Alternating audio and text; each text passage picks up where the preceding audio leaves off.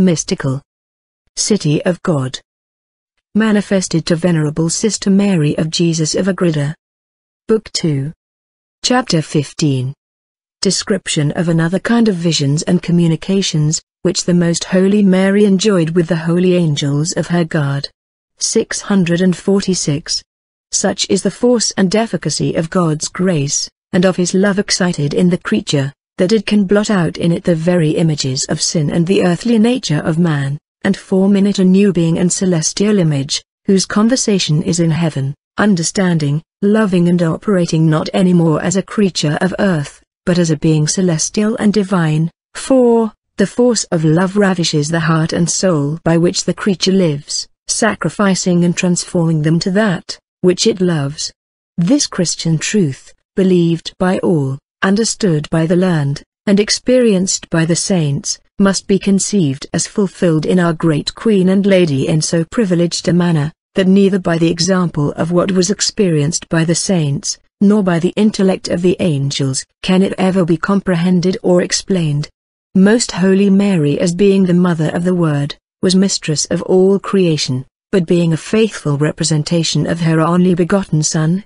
she in imitation of him made so little use of creatures, of which she was mistress, that none ever used them less than she, for she excluded all that was not absolutely necessary for the service of the Most High and for the natural life of her most holy Son and of herself. 647. To this forgetfulness and withdrawal from all earthly things corresponded her intercourse with heaven. This again was proportionate to her dignity of Mother of God and Queen of Heaven, all earthly intercourse being thus transformed into the heavenly. It followed as a natural consequence, that the Queen and Mistress of the angels enjoyed singular privileges in regard to the attention paid to her by the heavenly courtiers, her vassals, and she treated and conferred with them in a more exalted manner than all the other human creatures, how holy soever they may be.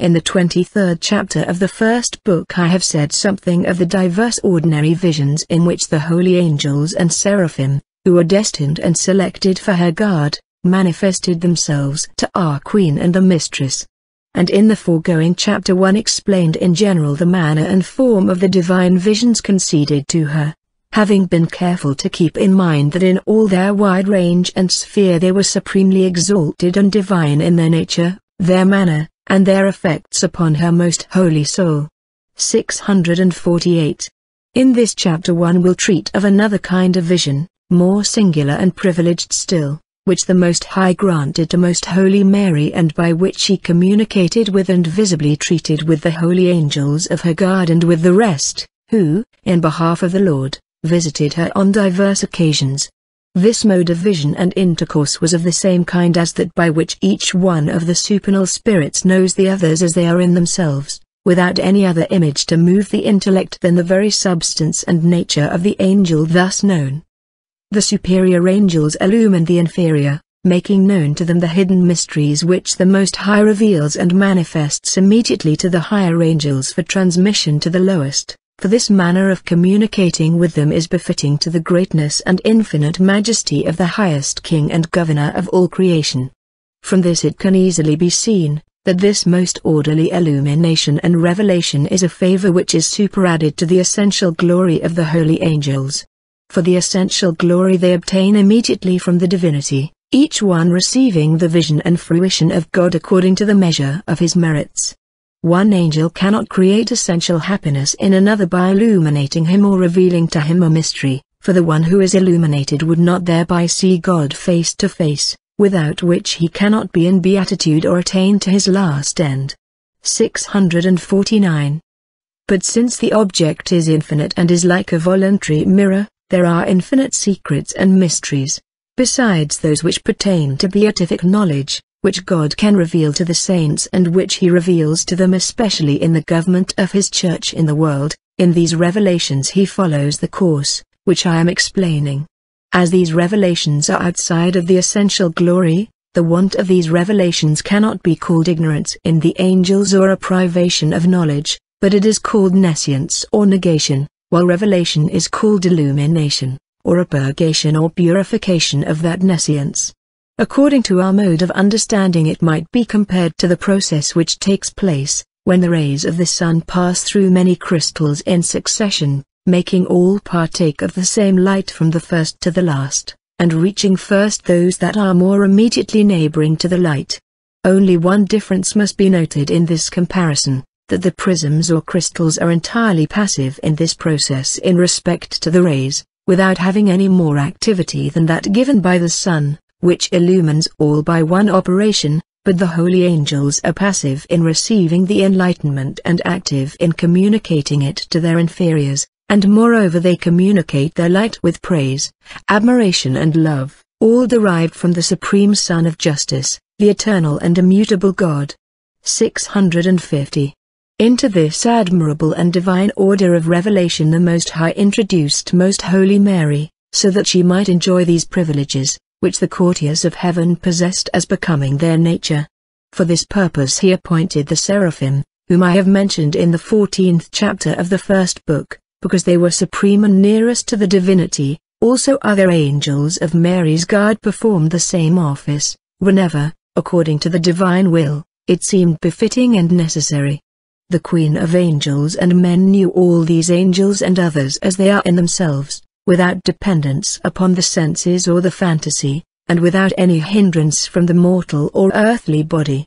Through this vision and knowledge the seraphim and other angels of the Lord illuminated and purified her, revealing to their Queen many mysteries, which for that very purpose they had learned from the Most High. And although this kind of illumination and intellectual vision was not continual in Most Holy Mary, it was very frequent, especially when, in order to give her opportunity for more merits and divine movements of love, the Lord hid or absented himself from her, as shall be described afterwards. On such occasions he made use of the mediation of the angels, allowing their enlightenment to proceed in its order until it was communicated to their Queen. 651. This mode of illumination did not derogate from the dignity of the Mother of God and of the Mistress of the Angels, for in the conferring of these benefits, the mode of their participation was not to be determined by the dignity and sanctity of our Sovereign Queen, since in that she was superior to all the angelic orders,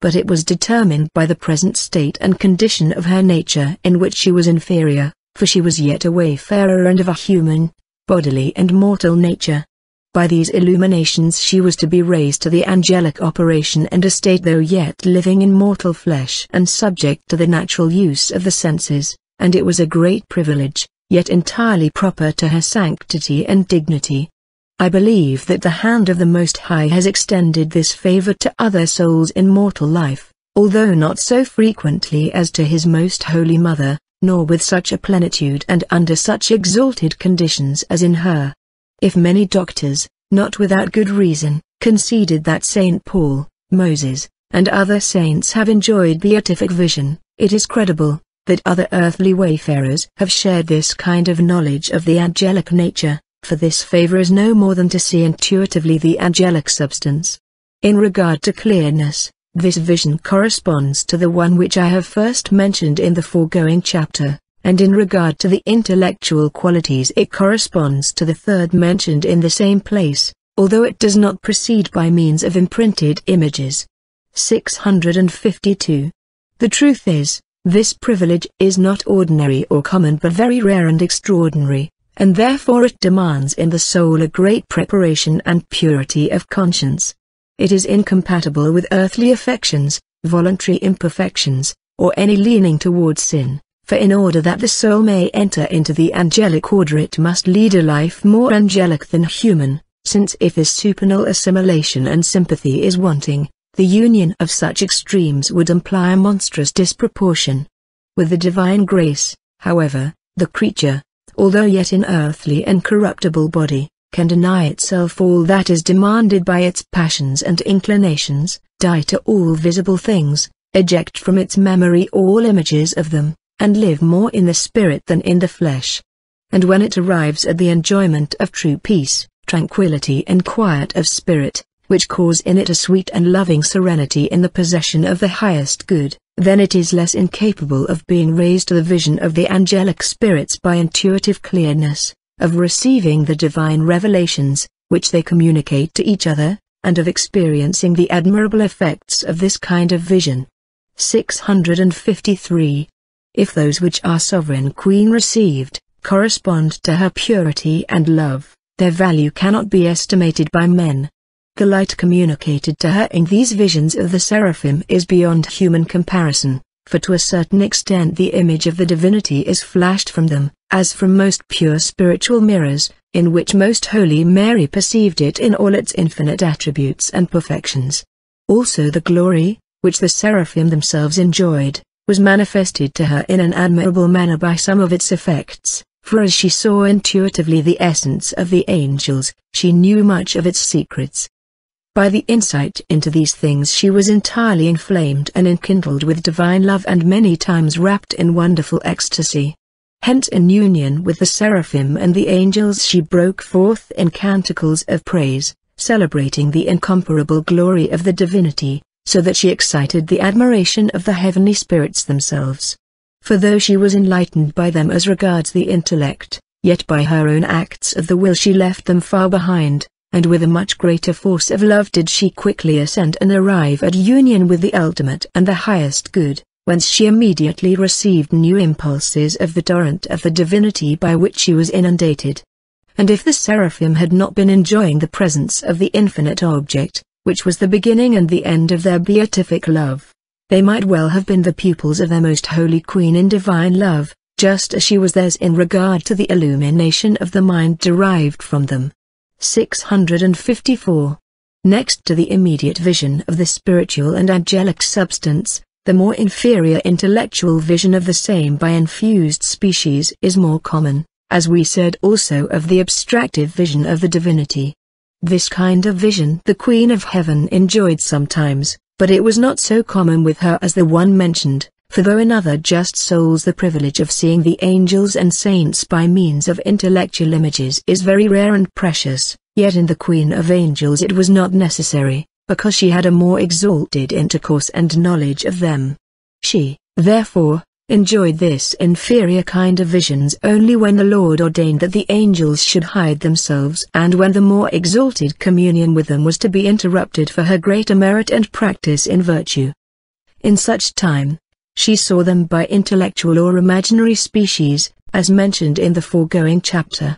Divine effects are produced in other souls by these visions of angels through intellectual images, for these celestial beings become known to the mind in their quality as executors and ambassadors of the Supreme King, and with them the soul holds sweet colloquy concerning the Lord, and concerning all celestial and heavenly things. The whole soul is illumined, taught, directed and governed, led on and urged onward in its ascent to the perfect union of divine love, and in its efforts to practice that which is the most consummate, refined and holy in spiritual life. Instruction vouchsafed by the Queen of Heaven. 655. Admirable, my daughter, is the love, the fidelity and the solicitude with which the angelic spirits assist mortals in their necessities, and most horrible is the forgetfulness, ingratitude and grossness on the part of men in failing to acknowledge this debt. In the bosom of the Most High, whose face they see in beatific clearness,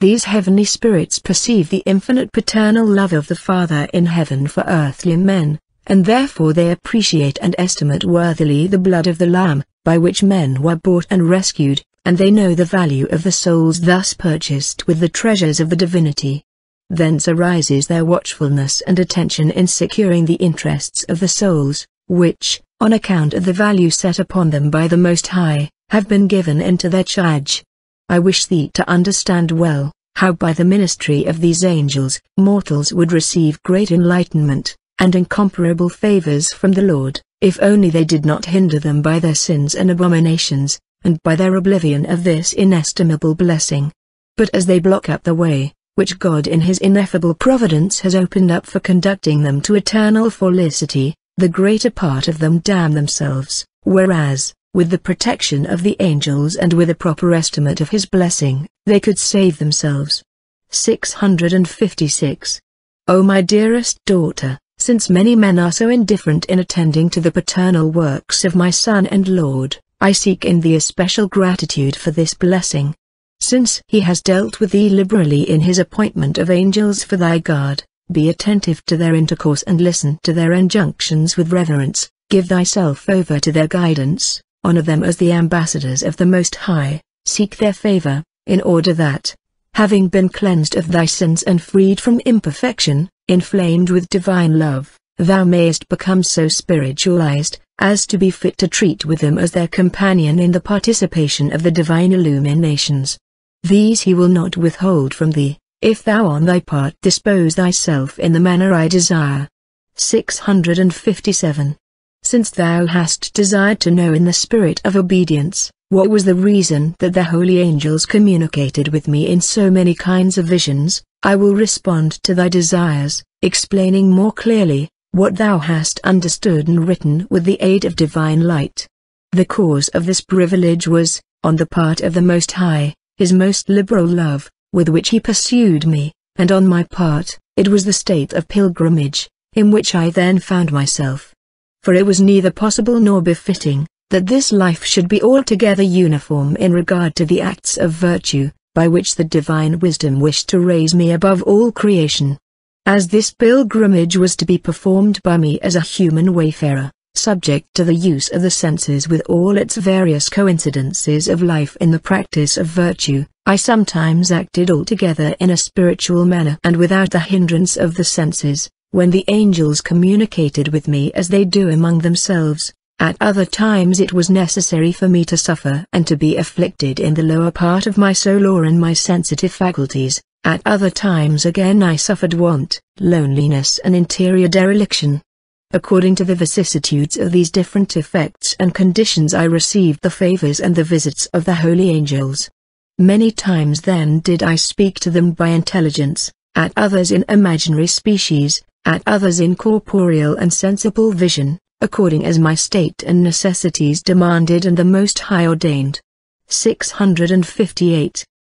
By all these means my faculties and senses were illumined and sanctified through the divine influences and blessings, in order that I might experience in reality all these operations and through all of them receive the influx of supernatural grace. But in regard to these favors, my dearest daughter, I wish thee to remember, that although God acted with such magnificent mercy toward me, he nevertheless followed his intention of conferring them upon me so lavishly not only because of my dignity as his mother, but because he took into account my cooperation and disposition by which I concurred with his graces on my part. I withdrew all my faculties and senses from intercourse with created things, and rejecting all that was merely sensible and created, turned to the highest good and centered all the powers of my will on his holy love. In this disposition of my soul I sanctified all my faculties by cooperation with these favors, visions and illuminations, having evacuated them of all human and terrestrial pleasures. So great was the reward of my works in mortal flesh, that thou canst not understand it, nor describe it with mortal tongue. The liberality of the Highest at once makes an advance payment of the blessings in this life as a pledge of those he has reserved for the eternal. 659. And although the powerful arm of God by these means wished to prepare me worthily from my conception for the incarnation of the Word in my womb, and to sanctify and form my faculties and senses for the intercourse and communication with my Son, nevertheless, if other souls would dispose themselves in imitation of me, living not according to the flesh but according to the Spirit, free and untouched by the earthly contagion, the Most High would show his fidelity to these souls as well and would not deny them his blessings and favors according to the equity of his divine providence.